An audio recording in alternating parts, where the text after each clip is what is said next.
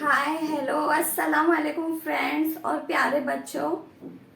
आज हम जो है एक मैजिक देखने वाले हैं। चलिए देखते हैं। ये आप लोग देख रहे हो, दो डिब्बे लिए हैं हमने और इसमें जो है पानी है, वाटर है। ठीक है, इसे फुल नहीं भरना है, इतना ही हमें भरना है, हाफ या हाफ से थोड़ा ज्यादा, इस तरह से। और हमने ये जो है दो आलू ले लिए हैं। ठीक है, अब मैं इन दोनों आलू को दोनों में डाल रही हूँ। ठीक है, इसमें मैंने एक डाल दिया। ठीक है, आप लोग नोटिस कीजिए, ये आलू मैंने डाल दिया है। ठीक है, ये नीचे टच हो रहा है डब्बे के अंदर। ये दूसरा आलू मैंने इसमें डाल दिया। तो आपको कुछ नजर आ रहा है कि इसमें क्या मैजिक है? जी बिल्कुल, ये आलू जो है ऊपर आ गया है, जबकि ये आलू जो है नीचे बैठ गया है ना?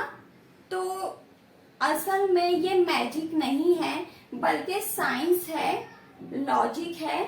इसमें क्या लॉजिक है? ये जो वाटर है इसमें मैंने सॉल्ट डाला है, नमक डाला है ज्यादा।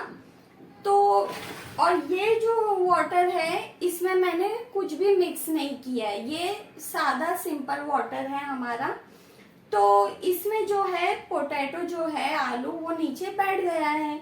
और ये जो वाटर है नमक वाला, सॉल्ट वाला वाटर, इसकी जो है सॉल्ट डालने से, नमक डालने से जो है इसकी कसाफत बढ़ गई है।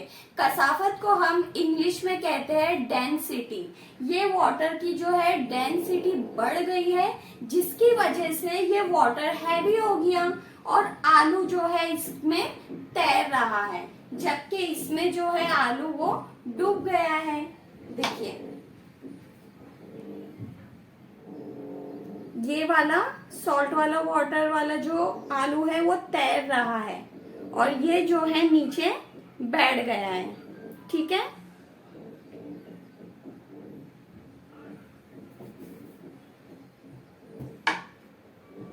तो यही रीजन होता है कि तालाब, कुआं वगैरह में तैरने की बनिस्बत समंदर के पानी में तैरना इजी हो जाता है, क्योंकि समंदर के पानी में वैसे ही नमक ज्यादा होता है, उसकी डेंसिटी, उसकी कसाफत ज्यादा होती है। तो समंदर के पानी में तैरना आसान होता है बनिस्बत तालाब और नदी के।